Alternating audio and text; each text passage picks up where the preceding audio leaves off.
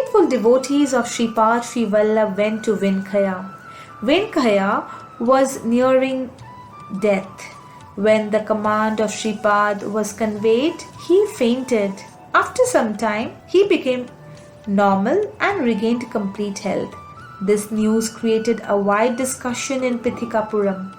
The proclamation by the beat of tom-tom was made by Venkaya. Bappanarya wanted a big vessel filled with water to be placed in his presence. He chanted some mantras capable of destroying the poisonous creatures. Those poisonous worms from the airy region fell into the watery vessel, making a fluttering sound. The impurity in the airy region was eliminated. The dreadful disease left Pithikapuram. On Ganesh Chaturthi, which happened to be the birthday of Sripada, Raj Sharma, along with his wife, took Sripada to the house of Bappanarya. Whenever Sri Bappanarya tried to observe the lotus feet of Sripada to see the auspicious signs, his eyes were dazzled with very brilliant lights. So, he could not see the auspicious signs of Sri Mahavishnu. This was rather puzzling for him. On that day, in the early morning, Bappanarya saw divine footprints on the husk extracted from the pounded rice. Bappanarya asked his daughter Sumati, "Amma, who had gone this way?" Sumati replied, "Who else? Your beloved grandson went this way." Those footprints appeared to belong to a boy of 16 years. The grandfather took Sri Vallabha into his lap and observed his Sri Charanams. Then the dazzling lights that were appearing before his eyes previously were not to be seen. The divine features declaring that he was really the incarnation of Lord Datta appeared before him. He kissed the divine Sri Charanams and decided that the boy was verily Lord Datta. Then some words were uttered from the mouth of Bappanarya effortlessly. There was no need for their grammatical correctness or for their flawless prosody.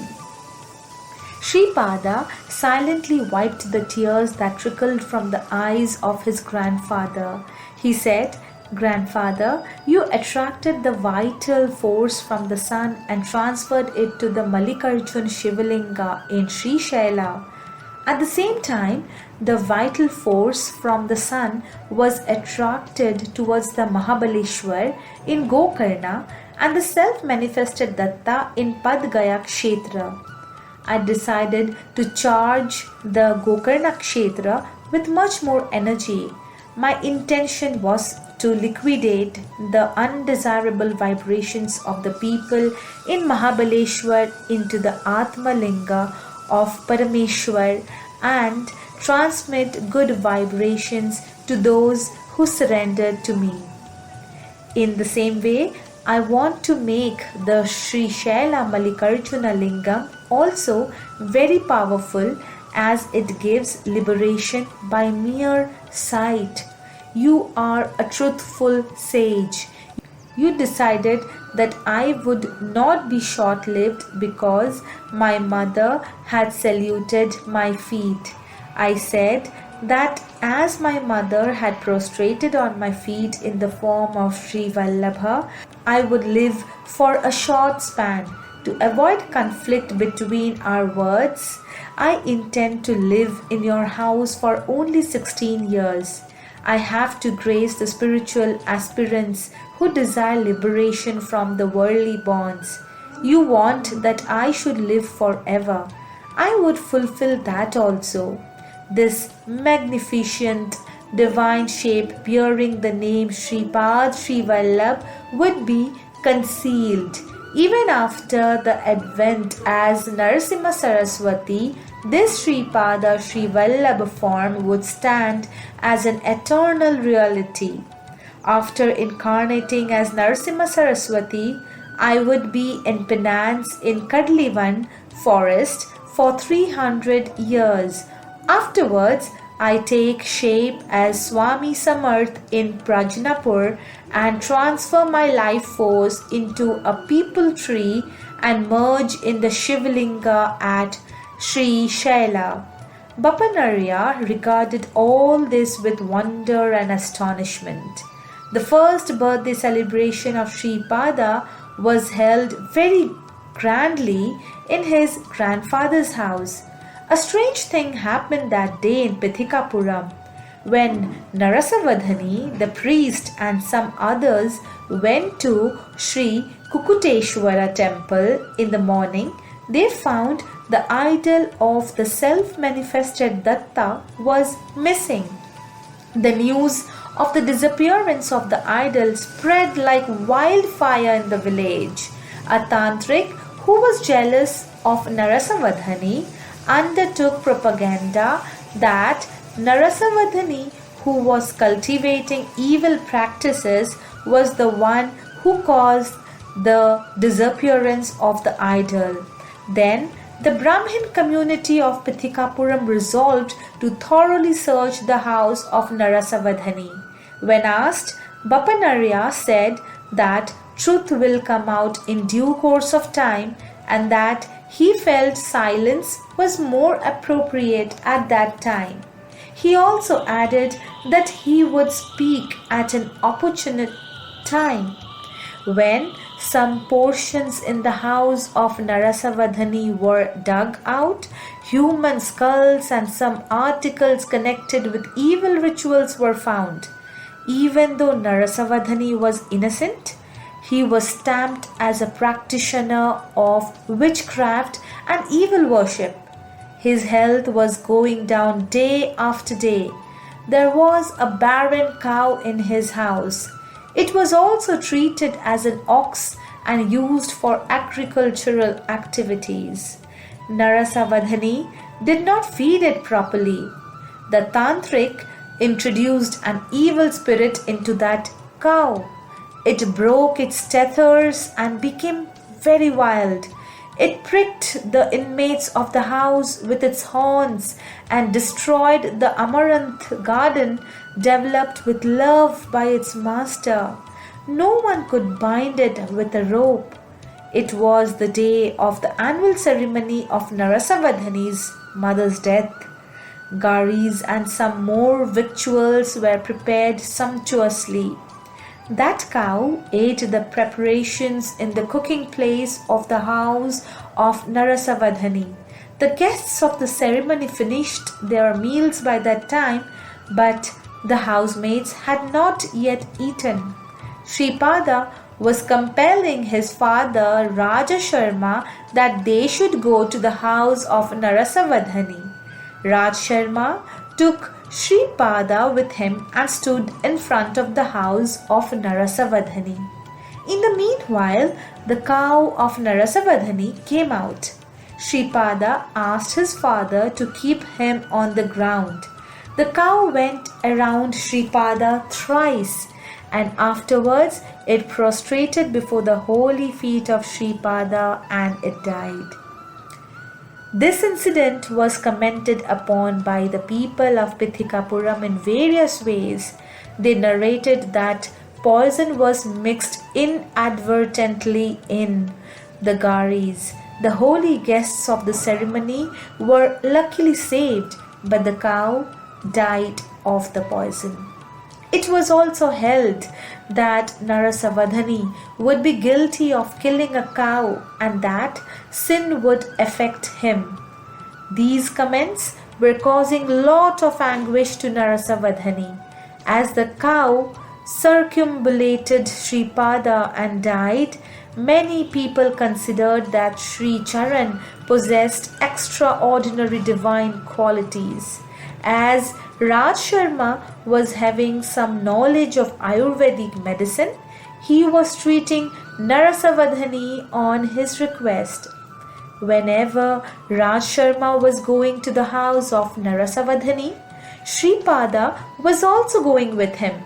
In spite of the greatness of Raja Sharma as a physician, the health of Narasavadhani deteriorated further. One day, Narasavadhani died. Rumors, false propaganda, attempts at twisting the untruth as truth, and vice versa were very much rampant in Pithikapuram at that time. Raj Sharma gave medicine with good intention, but his endeavor did not succeed. After all, birth and death are under the control of God. Some people thought that Narasavadhani died on account of a tantric application by a tantric. Some others thought that Raj Sharma did not treat Narasavadhani properly due to animosity and that he would have lived if treated by another doctor. Some others' opinion was that it was unreasonable to regard Sripada Srivallabha as an incarnation of Datta because Narasavadhani died in spite of the daily visits by Sri Vallabha to Narasavadhani's house off. Hence, Sripada was an ordinary boy. That was how some people thought about the matter.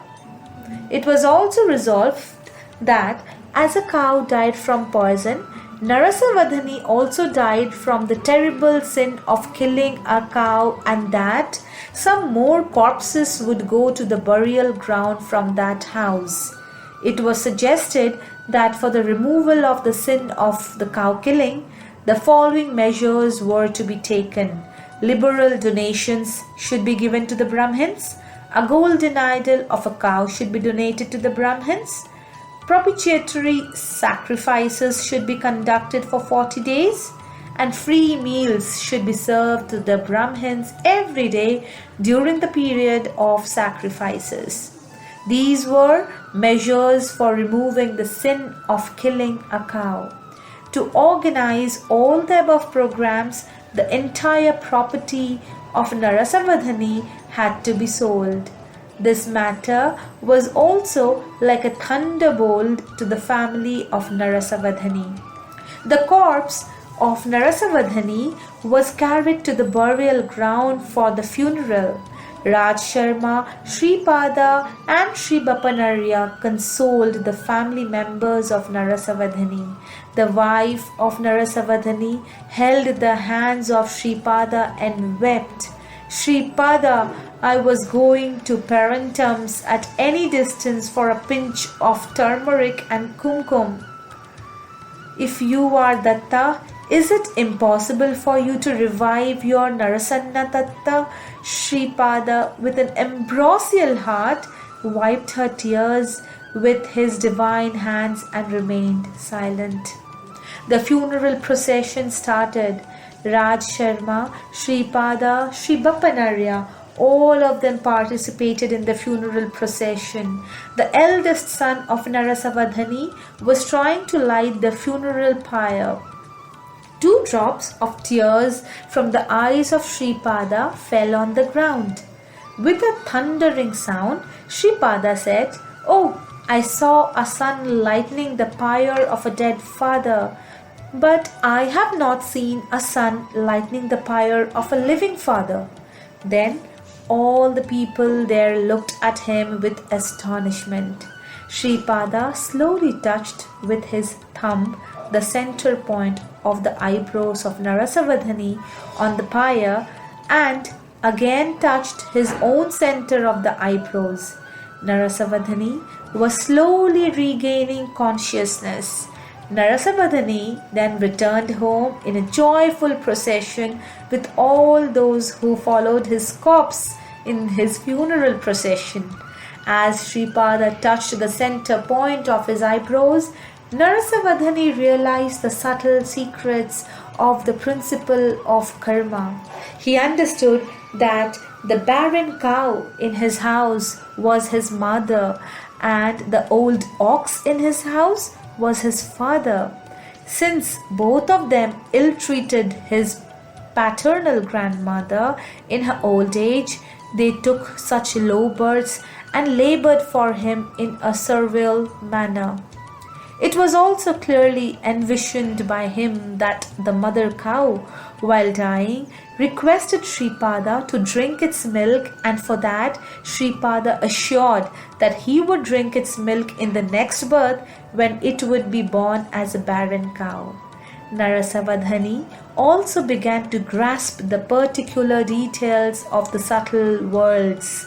For instance, it became clear to him that the tantric who harmed him with tantric application would die soon, and that he would become a Brahmanic friend in the next birth, and that Sri Charan as an ascetic would show mercy on him then. He also knew that in the next life he would also be favored by Sripada in the guise of an ascetic with abundant wealth. Then Sri Charan would eat the preparations made from amaranth leaves and would uproot the creepers of this green leafy vegetable with his own hands and would grant vessels filled with gold coins. Narasavadhani saw the future very clearly. The sportive plays of Sripada Srivallabha are unprecedented and uncomparable. I will let you know tomorrow the benevolent advice of Sripada to Narasavadhani and his wife, and the way in which he showed mercy on them. Let us remember the name of Sripada Srivallabha and spend some time in a bhajan program. Let us sing his name in a melodious chorus. Sri Charan moves in a subtle form in a place where his divine name is chanted. This is a literal truth. I was immediately pleased and exalted because I got associated with such a great devotee as Tirumala Das. Digambara, Digambara, Sripada Vallabha Digambara. Om Shri Sainathaya Namaha.